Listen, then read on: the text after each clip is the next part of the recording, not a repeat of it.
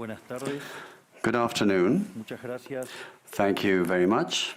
Hoy estoy acá Today, I'm here para decirles que Occidente to tell you está en that the peligro. Western world is in danger. Está en peligro porque And it aquellos que is supuestamente deben endangered defender because los valores those de who are Occidente supposed to have to se defend the encuentran values of the cooptados West por una visión del are mundo co-opted by a inexorablemente conduce al vision of the fascismo world y that en inexorably consecuencia leads to a la socialism pobreza.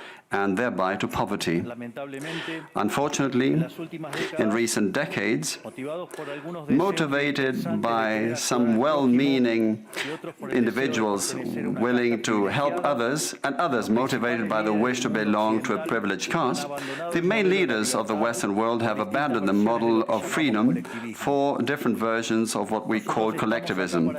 We're here to tell you that collectivist experiments are never the solution to the problems that afflict the citizens of the world. Rather, they are the root cause. Do believe me, no one better placed than us, Argentines, to testify to these 2 points. When we adopted the model of freedom back in 1860, in 35 years we became a leading world power. And when we embraced collectivism over the course of the last 100 years, we saw how our citizens started to become systematically impoverished, and we dropped to spot number 140 globally. But before having the discussion, it would first be important for us to take a look at the data that demonstrate why free enterprise capitalism is not just the only possible system to end world poverty, but also that it's the only morally desirable system to achieve this. If we look at the history of economic progress, we can see how between the year 0 and the year 1800 approximately, world per capita GDP practically remained constant throughout the whole reference period. If you look at a graph of the evolution of economic growth throughout the history of humanity, you would see a hockey stick graph, an exponential function that remained constant for 90% of the time and which was exponentially triggered starting in the 19th century. The only exception to this history of stagnation was in the late 15th century with the discovery of the American continent. But for this exception, throughout the whole period between the year 0 and the year 1800, global per capita GDP stagnated. Now, it's not just that capitalism brought about an explosion in wealth from the moment it was adopted as an economic system. But also, if you look at the data, what you will see is that growth continues to accelerate throughout the whole period. And throughout the whole period between the year 0 and the year 1800, the per capita GDP growth rate remained stable at around 0.02% annually, so almost no growth.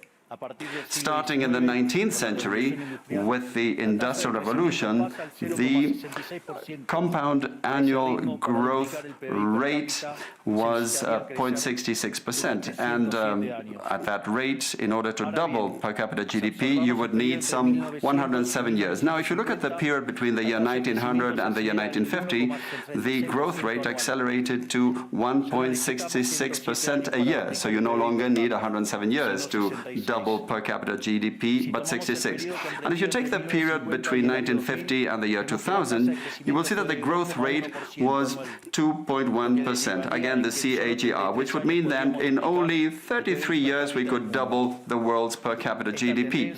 This trend, far from stopping, remains well alive today. If we take the period between the year 2000 and 2023, the growth rate again accelerated to 3% a year, which means that we could double world per capita GDP in just 23 years. That said, when you look at per capita GDP since the year 1800 and until today, what you will see is that after the Industrial Revolution, global per capita GDP multiplied by over 15 times, which meant a boom in growth that lifted 90% of the global population out of poverty. We should remember that by the year year 1800, about 95% of the world's population lived in extreme poverty, and that figure dropped to 5% by the year 2020, prior to the pandemic. The conclusion is obvious.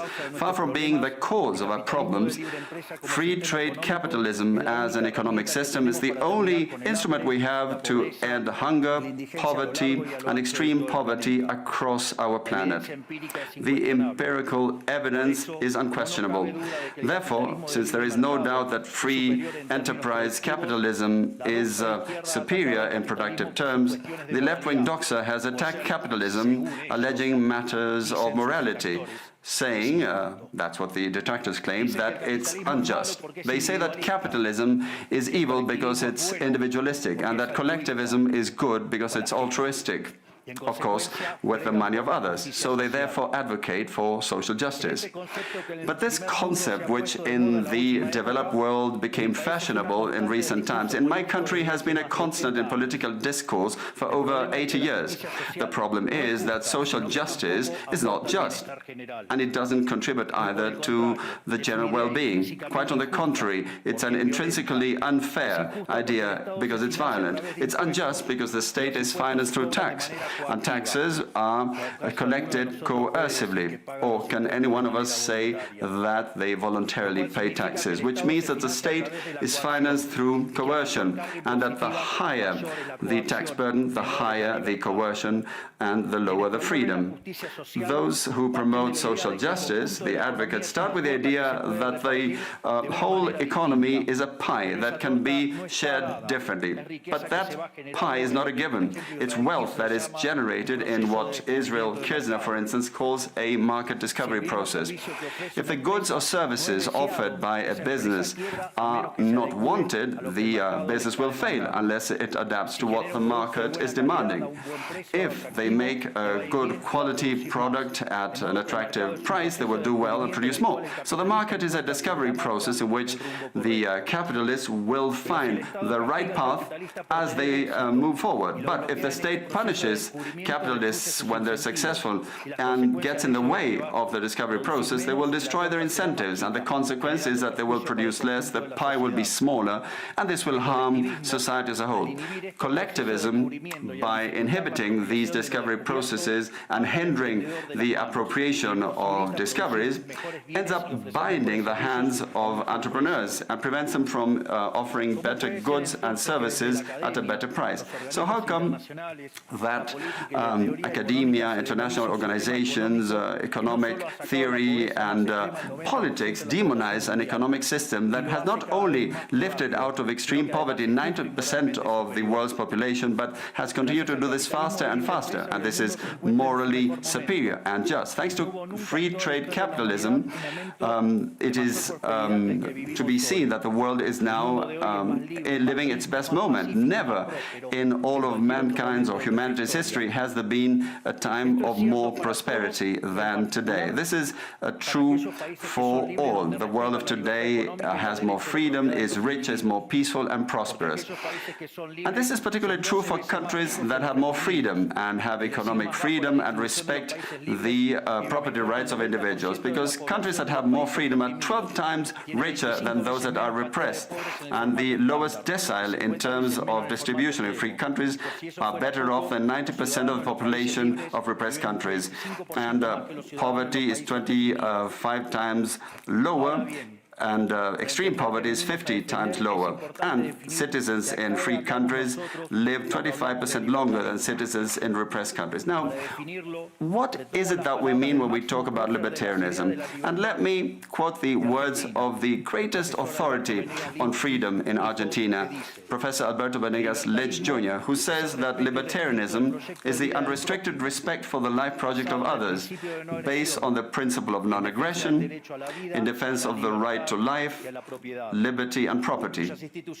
Its fundamental institutions being private property, markets free from state intervention, free competition, the division of labor, and social cooperation, as part of which success is achieved only by serving others with goods of better quality or at a better price. In other words, capitalists Successful business people are social benefactors who, far from appropriating the wealth of others, contribute to the general well-being. Ultimately, a successful entrepreneur is a hero.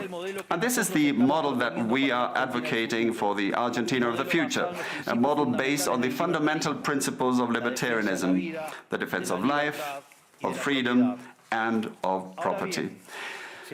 Now, if free enterprise capitalism and economic freedom have proven to be extraordinary instruments to end poverty in the world, and we are now at the best time in the history of humanity, it is worth asking why I say that the West is endangered. And I say this precisely because in those of our countries that should defend the values of the free market, private property, and the other institutions of libertarianism, sectors of the political and economic establishment, some due to mistakes in their theoretical framework and others due to a greed for power, are undermining the foundations of libertarianism, opening up the doors to socialism and potentially condemning us to poverty, misery and stagnation. It should never be forgotten that socialism is always and everywhere an impoverishing phenomenon that has failed in all countries where it's been tried out. It's been a failure economically, socially, culturally, and it also murdered over 100 million human beings.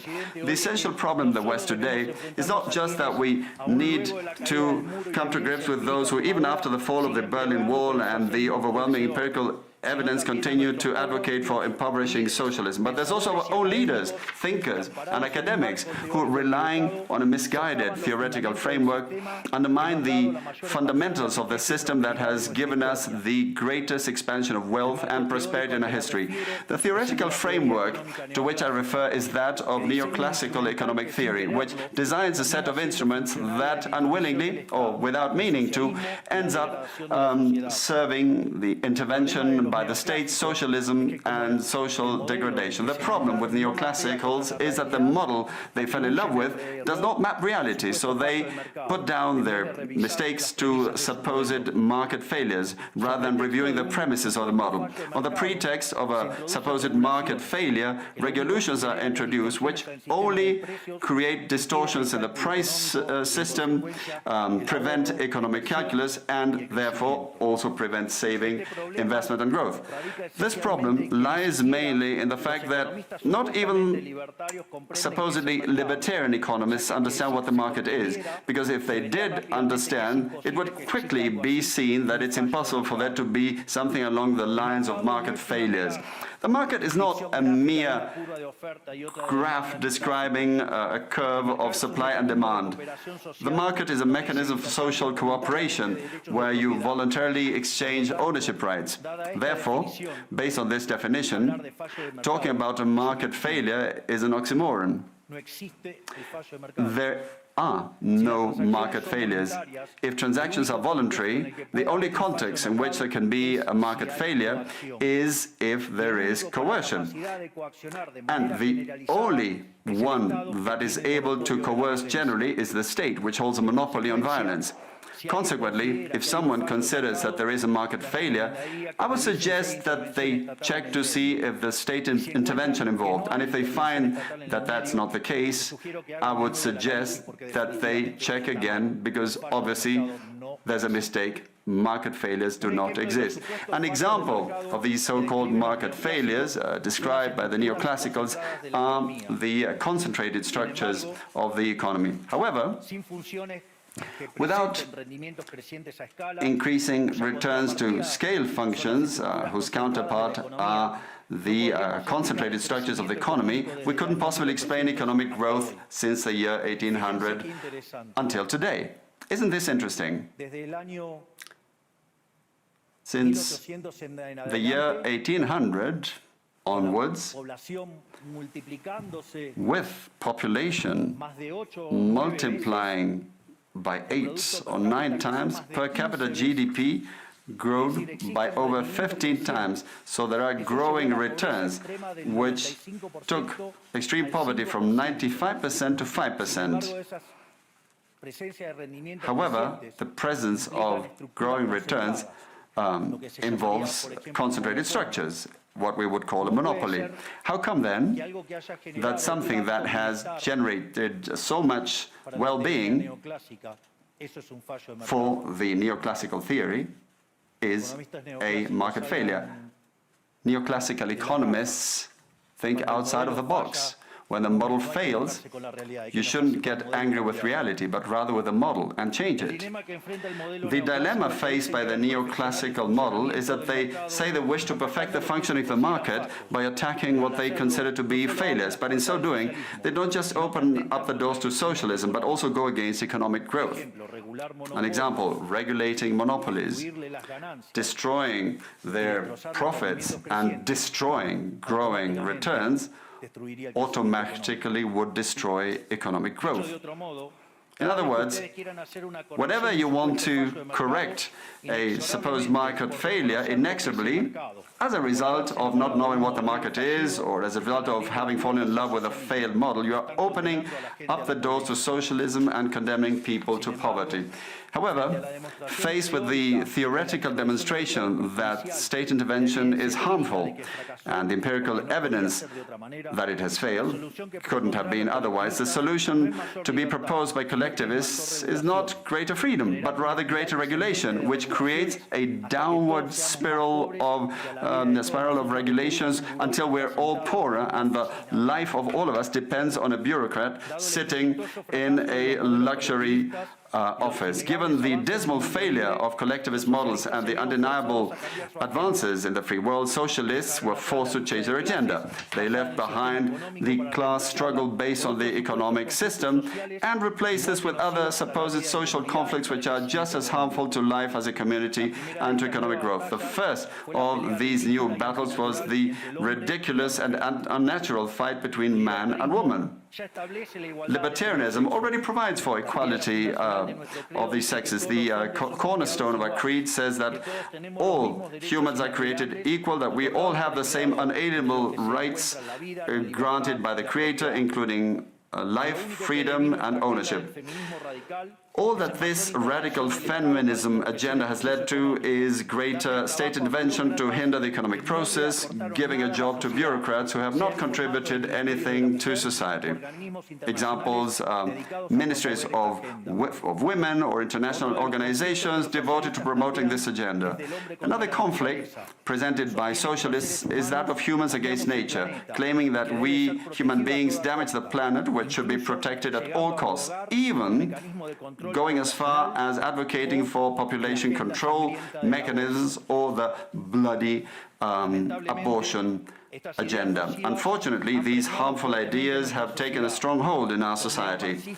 Neo-Marxists have managed to co-opt the common sense of the Western world, and this they have achieved by appropriating the media, culture, universities, and also international organizations. The latter case is the most serious one, probably, because these are institutions that have enormous influence on political and economic decisions of the countries that make up the multilateral organizations. Fortunately, there's more and more of us who are daring to make our voices heard, because we see that if we don't truly and decisively fight against these ideas, the only possible fate is for us to have increasing levels of state regulation, socialism, poverty, and less freedom, and therefore will be having worse standards of living. The West has unfortunately already started to go along this path. I know to many it may sound ridiculous to suggest that the West has turned to socialism, but it's only ridiculous if you only limit yourself to the traditional economic definition of socialism, which says that it's an economic system where the state owns the means of production. This definition, in my view, should be updated in the light of current circumstances. Today, states don't need to directly control the means of production to control every aspect of the lives of individuals. With tools such as printing money, debt, subsidies, controlling the interest rate, price controls, and regulations to correct the so-called market failures, they can control the lives and fates of millions of individuals. This is how we come to the point where, by using different names or guises, a good deal of the generally accepted political offers in most Western countries are collectivist variants, whether they proclaim to be openly communists, fascists, Nazis, socialists, social democrats, national socialists, Democrat Christians, Christian Democrats, neo-Keynesians, progressive, populist, nationalists, or globalists. At bottom, there are no major differences. They all say that the state should steer all aspects of the lives of individuals. They all defend a model contrary to that one which led humanity to the most spectacular progress in its history. We have come here today to invite the rest of the countries in the Western world to get back on the path of prosperity, economic freedom, limited government, and unlimited respect for private property are essential elements for economic growth. And the impoverishment produced by collectivism is no fantasy, nor is it an inescapable fate. But it's a reality that we Argentines know very well. We have lived through this, we have been through this, because as I said earlier, ever since we decided to abandon the model of freedom that had made us rich, we have been caught up in a downward spiral, as part of which we are poorer and poorer day by day. So this is something we have lived through, and we are here to warn you about what can happen if the countries in the Western world that became rich through the model of freedom stay on this path of servitude. The case of Argentina is an empirical demonstration that no matter how rich you may be, or how much you may have in terms of natural resources, or how skilled your population may be, or educated, or how many bars of gold you may have in the central bank, if measures are adopted that hinder the free functioning of markets, free competition, free price systems, if you hinder trade, if you attack private property, the only possible fate is poverty. Therefore, in concluding, I would like to leave a message for all business people here and for those who are not here in person but are following from around the world. Do not be intimidated either by the political class or by parasites who live off the state. Do not surrender to a political class that only wants to stay in power and retain its privileges. You are social benefactors, you're heroes, you're the creators of the most extraordinary period of prosperity we've ever seen. Let no one tell you that your ambition is immoral. If you make money, it's because you offer a better product at a better price, thereby contributing to general well-being. Do not surrender to the advance of the state. The state is not the solution. The state is the problem itself. You are the true protagonists of this story. And rest assured that as from today, Argentina is your staunch, unconditional ally. Thank you very much, and long live freedom. Damn it.